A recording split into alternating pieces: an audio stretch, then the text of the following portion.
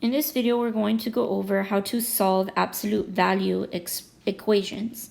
So when you have absolute value, there's several steps that you want to make sure of. The first thing is to isolate the absolute value expression. So make sure it's by itself on one side of the equation. In other words, if you look at problem 1 right now, the absolute value is not isolated because the divided by 4 is not a part of it. So you want to get rid of dividing by 4 first. In question 2, it's not isolated because the minus 10 is there. So you want to undo the minus 10 first. Once you get absolute value by itself, you have to ask yourself if it's equal to a positive or negative number. We learned that absolute value has to always become positive. So if it equals a negative, then there's no solution. And the symbol for no solution looks like a little 0 with a line through it. So if your absolute value equals a negative number, no solution, you stop right there, don't do any more work. If it equals a positive number, then you're going to separate your problem into two equations, setting one of them equal to a positive and one of them equal to a negative, whatever value was on the other side. Then you can solve both. Here you need to be careful to check your answers because sometimes one of those solutions will not work. So most of the time you'll get two solutions for absolute value. Sometimes you'll get one. And the reason that you can get two is, for example, if you have the absolute value with x and it equals, let's say, a 6, there's actually two answers for x that could give you 6. The absolute value of 6 equals 6, but the absolute value of negative 6 also equals 6. So here, x could actually equal negative 6 or 6. And I just wrote my answer like a solution set. So again, here you can usually have up to two answers with absolute value. Here we're going to be solving number 1. So again, our first step is to get the absolute value by itself. So I need to get rid of that dividing 4. The opposite of dividing 4 would be to multiply both sides by 4. So I get absolute value of 2x minus 10 equals 80. Now your next step, since it's equal to a positive number, so I check it's positive, good. So I move on, is to set it to two problems. 2x minus 10 equals positive 80. And 2x minus 10 equals negative 80. Because whatever is in the absolute value, whether it's positive 80 or negative 80, when you take absolute value, it becomes positive no matter what. So I'm going to solve these two equations. We know how to solve, so I'm going to go a little bit faster here.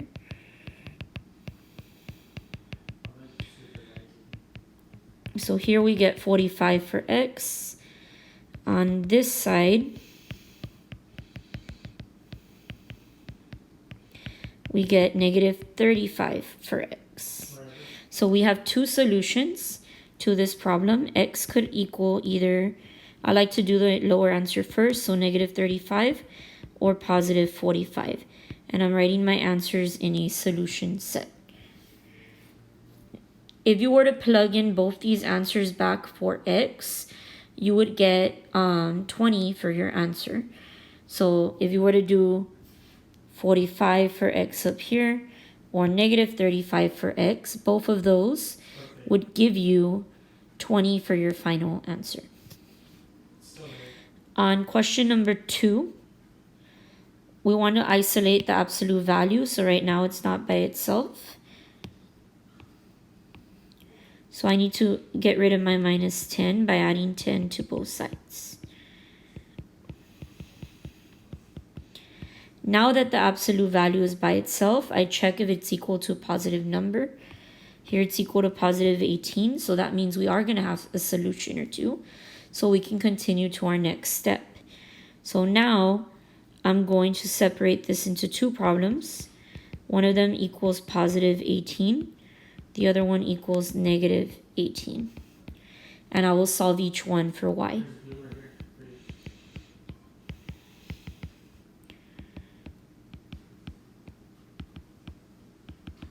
So here I have my two solutions, 13 and negative 23. And I'm going to write my answers as a solution set.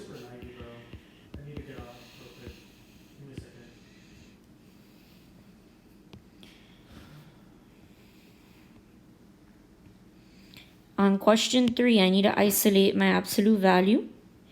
In other words, I need to get it by itself.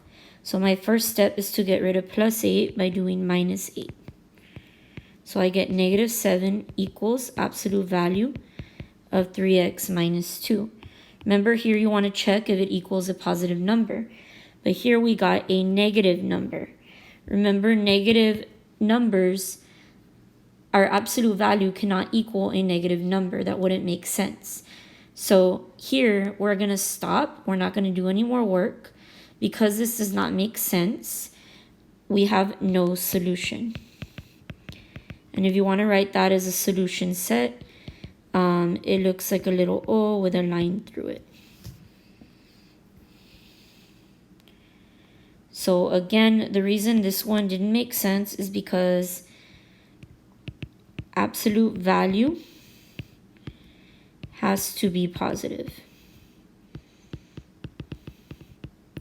If we look back at number 1 and number 2, on that step where we isolated the absolute value, here we had a positive 80, here we had a positive 18. So those made sense. That's why I continued. Here we had a negative, which doesn't make sense, so our answer was no solution. Let's go ahead and look at problem 4. Here we want to isolate our absolute value. Right now, there's a lot of stuff on that side. Right now, it's attached to the negative 2, so I'm going to highlight that as well. So I need to get rid of the 4 first.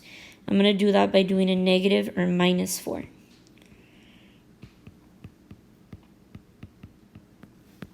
Here we still want to get the absolute value by itself. So right now, they're multiplying negative 2. The opposite would be to divide both sides by negative 2. So now that absolute value is by itself, I check if it's equal to a positive or negative number. Here it's equal to a negative number. Remember, that doesn't make sense. Absolute value cannot equal a negative number. So this one is also going to have no solution. And if we write that as a set, it looks like an O with a line through it. No solution. Our last example is here, number 5, is going to be a little different. Here we have a variable on both sides. Our steps are still the same, but when you have variables on both sides, it's very important that you check your final answer because one of them is not going to work most of the time. So here my absolute value is by itself. I'm ready to separate this into 2 problems then. So I have absolute value of x plus 10 equals, when you separate it into 2 problems, you don't put the absolute value symbols. So x plus 10 equals 4x minus 8, or x plus 10 equals negative 4x minus 8. So remember, you make one equal to a positive, one equal to a negative. But here, I have to use parentheses to make sure that whole side becomes negative. And now I'm going to solve. We know how to solve, so I'm going to go a little bit faster here.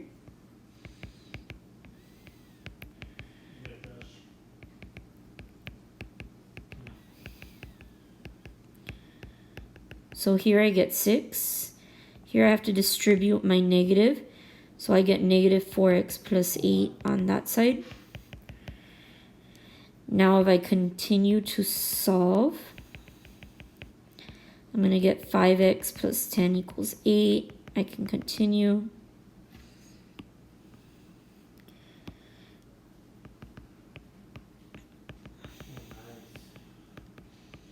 So I get x equals negative 2/5, or if you change this to a decimal, it's negative 0.4.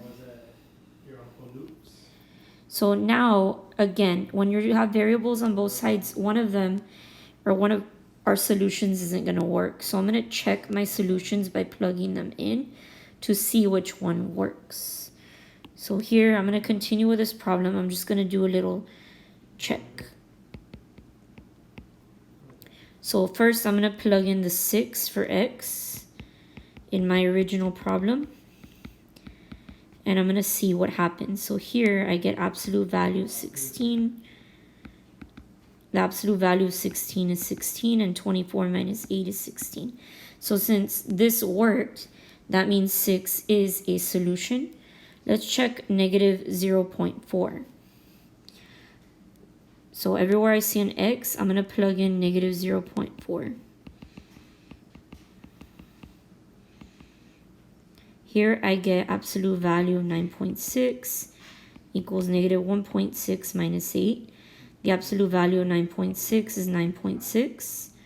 And negative 1.6 minus 8 is negative 9.6.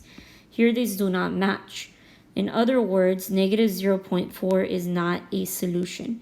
So this problem really only has one solution, and that solution is just the positive 6. So for this problem, our solution set will only have a positive 6 in it because that's the only one that worked when we did our checks. I'm going to go ahead and erase our checks here just for space.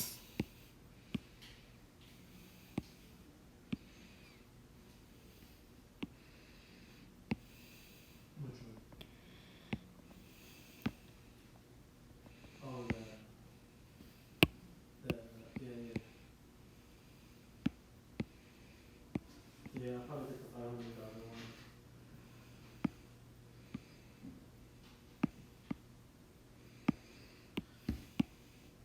And then we'll do the last problem. Sorry about that. Okay, so if we look at our last problem here, we want to isolate the absolute value. So I'm going to do that by adding 2 to both sides. Here we get 0 equals absolute value of 3x plus 1. Here, remember, you want to check if it's equal to a positive or negative. Here, it's equal to 0, which is fine. It's similar to a positive. So we are going to have solutions. So it's not no solution. But there's no such thing as positive 0 and negative 0. So we're not going to split this into two problems. Again, because there's no such thing as negative 0. So we're really just going to have one possible answer. And that's for when 0 equals 3x plus 1. So here, our only solution would be x equals negative 1/3. So we're only going to have one answer in our solution set. And again, you can always plug that in to check if it makes sense. If I do a short check,